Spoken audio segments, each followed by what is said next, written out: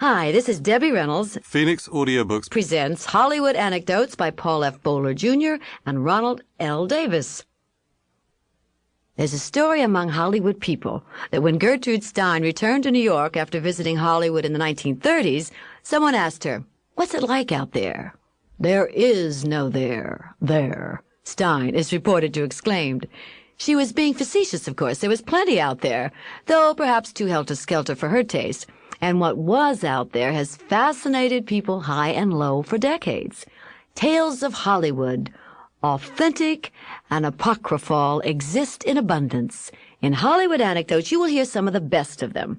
They recapture the zest, the energy, the verve, and sheer fun involved in movie making in America. To see the first movies cost only a penny, about what it took to buy an apple, some nails, a roll, or a piece of candy. But they didn't appear on a silver screen. They were run-off connectoscopes. That is a battery-operated peep box, which were available along with phonographs and marble games and strength machines and penny arcades in the main part of town. Now, the connectoscope, invented in 1899, was easy to operate. You simply put a penny in the coin slot, turned the crank, and then, as the film rolled, you saw a little show lasting about a minute. Fatima doing her belly dance, or horses galloping along a road, or trains heading down the track toward you. Thomas A. Edison designed the connectoscope, but he regarded it as a mere toy. On April 23, 1896, he unveiled his Vitascope, a primitive projection machine in New York City. Edison's Vitascope show was a sensation.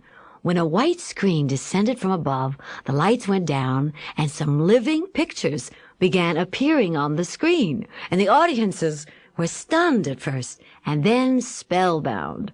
Soon after Edison's New York show, vaudeville theaters began acquiring Vitascopes and making the new moving pictures as integral part of their daily bills. In 1902, a Los Angeles enterpriser threw out all the connectoscopes and turned his whole arcade into a place for projecting pictures on the screen, and he called it the Electric Theater.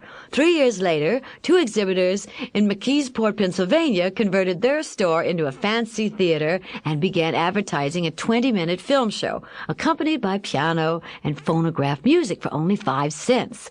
They also coined a name for their theater, Nickelodeon. The McKeesport Nickelodeon was a huge success, and the lure of profit soon led enterprisers in other cities to follow suit. The nickel delirium would doubtless have subsided had filmmakers continued to grind out the same old stuff. Comic bits, chases, scenes from popular stage plays. Sample complete. Ready to continue?